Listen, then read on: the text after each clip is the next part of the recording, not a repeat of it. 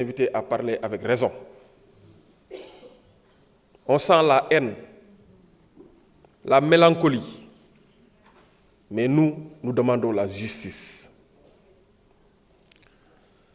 La procédure de résolution de mise en accusation est différente des projets de loi ou des propositions de loi, et même des résolutions de levée de l'immunité parlementaire.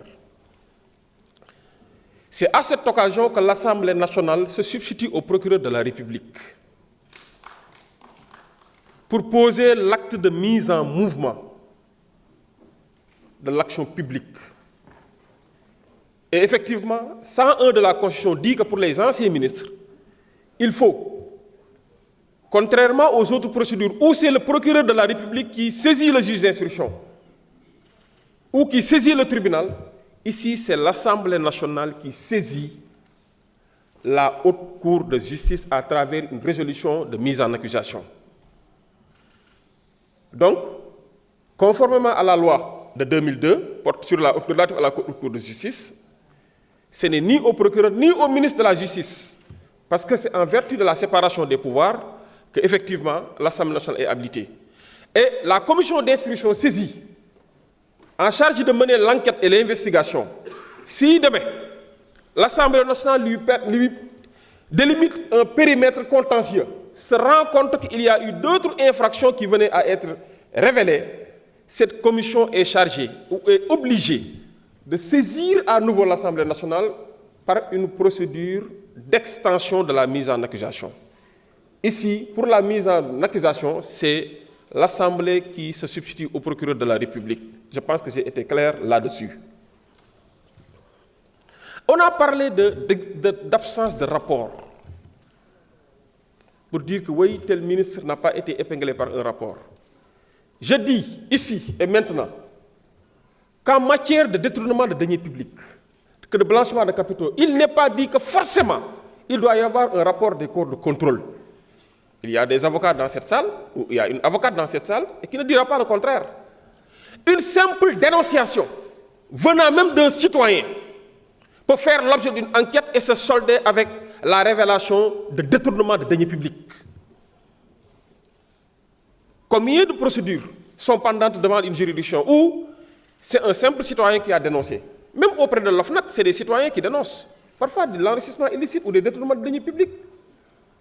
Des fois, c'est l'agence judiciaire qui porte plainte après avoir reçu une dénonciation. Les corps de contrôle, c'est autre chose. Donc, qu'on ne fasse pas l'amalgame entre rapport, corps de contrôle, rapport d'audit ou d'inspection et une dénonciation. Ici, je dois rappeler que c'est parce que la personne concernée, en l'occurrence M. Moussa Bocar Thiam, est ancien ministre, que la haute cour de justice doit être saisie. Mais je dois rappeler que d'autres personnes, dans ce service, ont fait l'objet d'inculpation et la procédure est pendante devant le pôle judiciaire financier. Pourtant, là-bas, on n'a jamais parlé de rapport. Et il y a eu, sans pour autant préjudicier le fond de l'affaire ou violer le secret de l'instruction, mais il y a eu des déclarations qui se sont tenues et lesquelles personnes ont fait l'objet d'inculpation. Pour certaines, pour échapper à la prison, ont eu à cautionner en nature.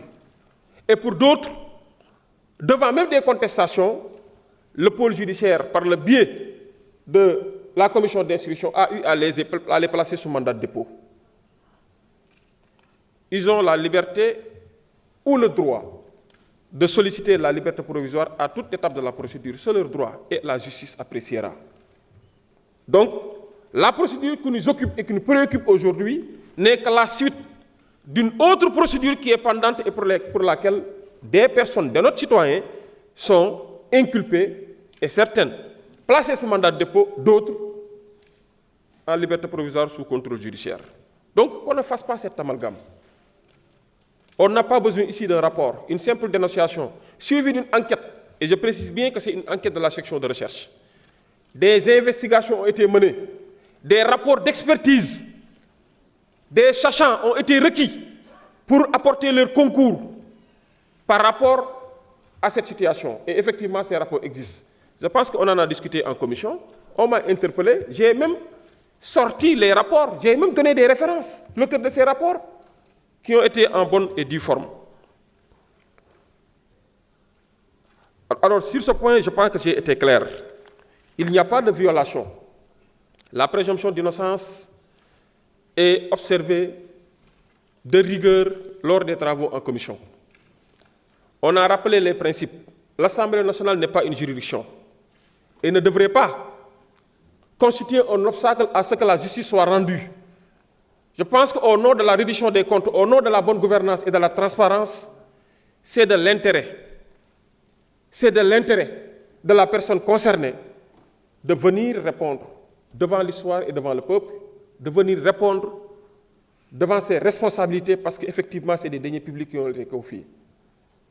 Il ne faut pas s'abriter derrière ce prétexte, oui, on est des opposants, oui, on est à l'étranger, oui, ceci, oui, cela, pour essayer de se dérober ou de s'exonérer de responsabilités. Je pense que nous sommes 14 millions, voire 18 millions de Sénégalais.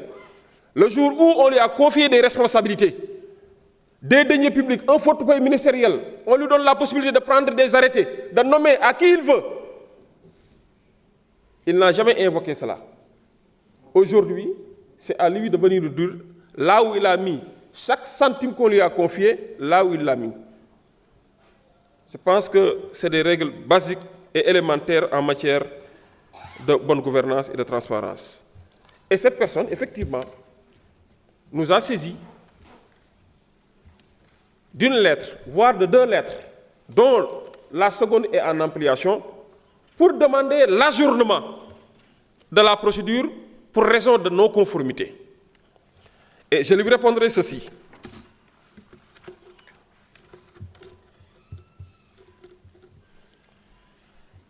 Référence, votre lettre en date du 25 février 2026. J'ai bien reçu votre courrier cité en référence, par laquelle vous m'avez saisi d'une demande en contestation de régularité de la procédure tendant à votre mise en accusation devant la Haute Cour de justice. À cet égard, vous avez, tel que soutenu, saisi le président de la Commission des lois et faire ampliation au président de l'Assemblée nationale. Vous avez également transmis une demande à la présidente du Conseil constitutionnel, au président de la Haute Cour de justice, au procureur général près de la dite Cour. En retour, je vous informe que j'ai pris bonne note de vos démarches. Pour autant, au vu de votre requête, vous avez sollicité l'annulation ou l'ajournement de la séance plénière projetée ce 27 février 2026 pour défaut de base légale et violation de la Constitution et de la décision numéro 2 C-2025 du 24 janvier 2025 du Conseil constitutionnel. En outre, vous avez demandé, le cas échéant, le renvoi de la cause en commission des lois pour mise en conformité.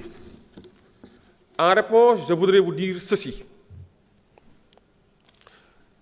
Je voudrais relever en premier lieu que cette décision numéro 2, c'est 2025, du 24 janvier 2025, que dans cette décision, le juge constitutionnel a déclaré contraire à la Constitution l'article 134 du règlement intérieur tel qu'adopté par l'Assemblée nationale dans sa rédaction avant promulgation. Au motif, non pas parce que les dispositions relatives à la Haute Cour de justice étaient inconstitutionnelles, comme vous l'avez soutenu, mais plutôt, compte tenu de ce que dit l'article, avait repris les dispositions des articles 99 et 100 de la Constitution, en omettant de préciser la condition relative au renouvellement des membres de la dite juridiction. C'est ainsi que le règlement intérieur, en vigueur,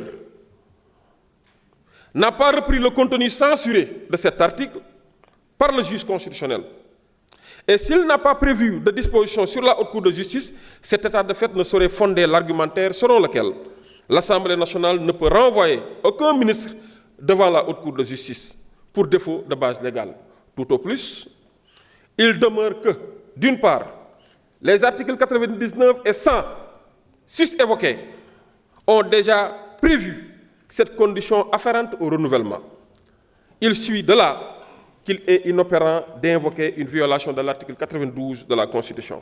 D'autre part, au regard des articles 99 et 100, 6 visés et des articles 17, 18, 19 de la loi de 2002, 10 du 22 février 2002 portant loi organique sur la Haute Cour de justice, modifiée par la loi 2008-39 du 20 août 2008 et celle 2012-26 du 28 décembre 2012, il est prévu une procédure de mise en accusation, laquelle permet la saisine de la dite Cour par une résolution votée à l'Assemblée nationale dans les conditions prévues à l'article 101 de la Constitution.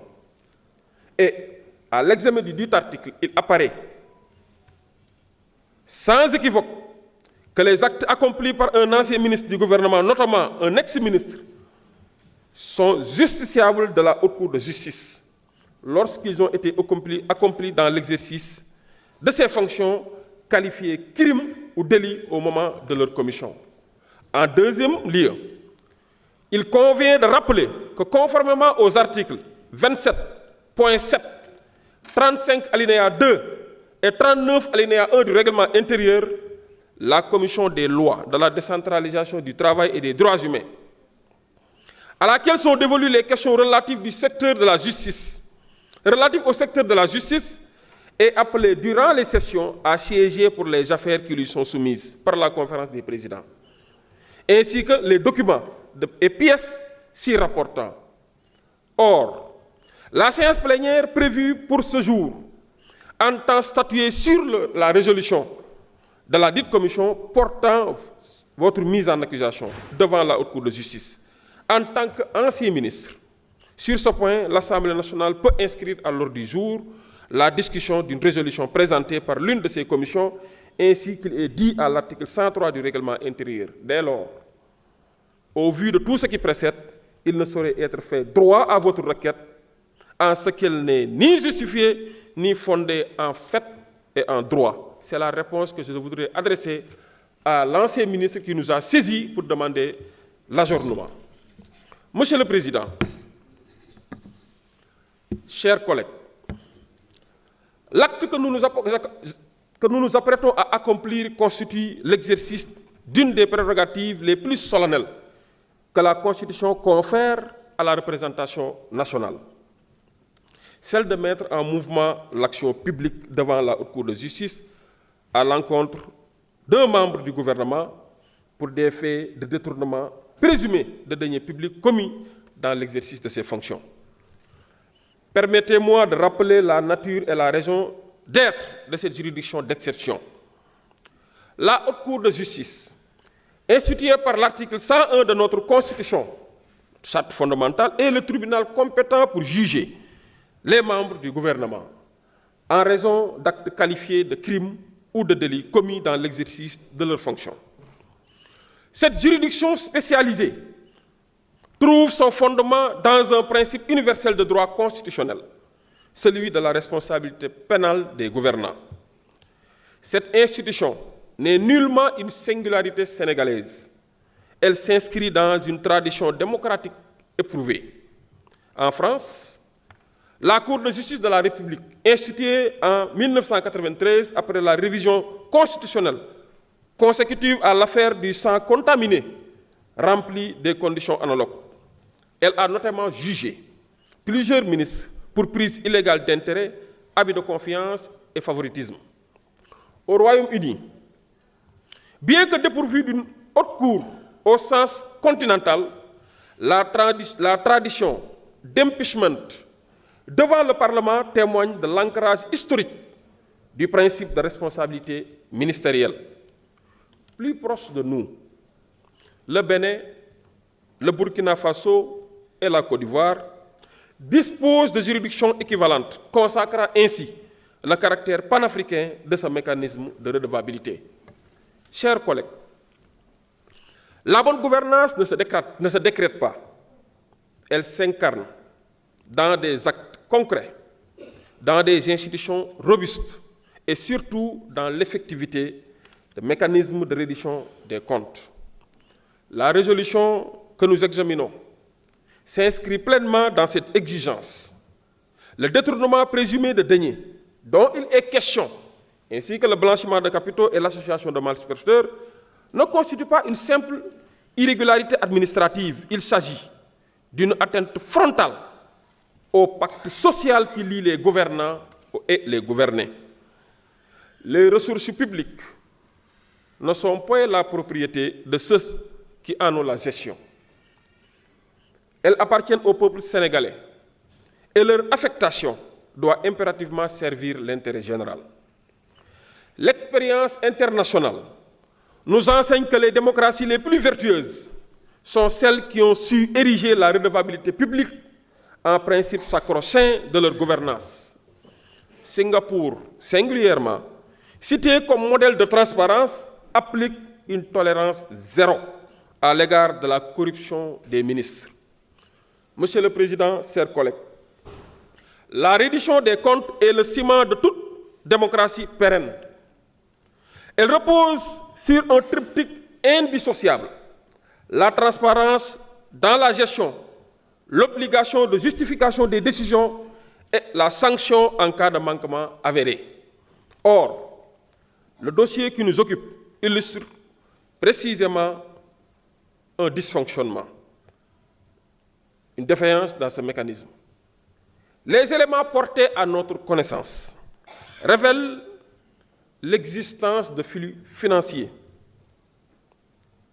entre guillemets, opaques, de marchés publics attribués dans des conditions qui méritent éclaircissement et de détournement présumé de fonds destinés à un projet d'intérêt général.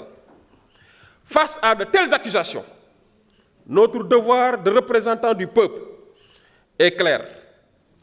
Nous devons permettre à la justice d'instruire l'affaire dans sa plénitude, sans préjuger du fond, mais sans complaisance aucune. Voter cette résolution de mise en accusation, c'est affirmer solennellement que la fonction ministérielle ne confère aucune immunité morale, que les deniers publics sont sacrés et que leur détournement constitue une trahison du mandat de confiance accordé par le peuple. Mes chers collègues, l'adoption de cette résolution ne constitue pas une condamnation anticipée. Elle est l'acte procédural par lequel nous saisissons la Haute Cour de justice et permettons à la justice de faire son œuvre. En votant favorablement, nous ne nous substituons pas aux juges. Nous assumons notre responsabilité constitutionnelle de gardien de l'intérêt général et de protecteur des deniers publics. Nous affirmons que la République sénégalaise est régie par l'état de droit et que nul, fût-il ministre, ne saurait s'affranchir de l'obligation de rendre compte de sa gestion. Cette mise en accusation est également un signal fort adressé à l'opinion publique nationale et internationale. Le Sénégal ne transige pas avec l'intégrité de ses gouvernants.